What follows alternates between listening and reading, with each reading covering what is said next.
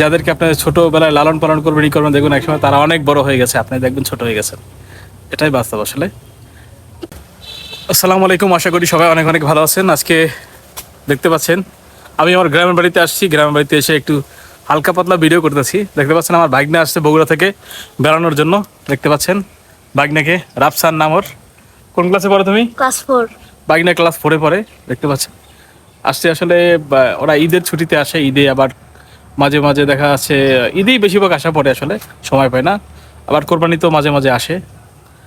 তো আসলে ওরকম আসা হয় না, বছরে একবার বা দুইবার আসে। আসলে অনেক স্মৃতি জড়িত ওর সাথে, ছোটোবেলা থেকেই ওকে অনেক ভালোবাসি এবং দেখা যাচ্ছে কোলে নিয়ে দৌড়াদৌড়ি করতাম।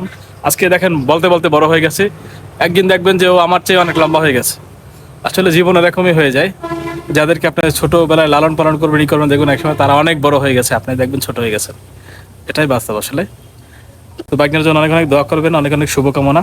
ও ক্লাস 4-এ পড়ে, আর যেন ভালো ছাত্র হতে পারে এবং দেখা যাচ্ছে ভালো কিছু করতে পারে লাইফে, পড়াশোনা যেন ঠিকমতো করে, তাই ওর জন্য দোয়া করবেন সবাই।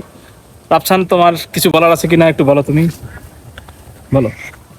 আমার তো কিছু বলার নাই।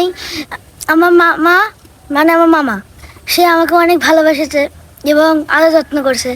একসময় আমাকে কোলে নিয়ে অন্য এক জায়গায় ঘোরাতে নিয়ে গেছিলো। এরকমই। সবাই দোয়া করবেন। সবাই দোয়া করবেন।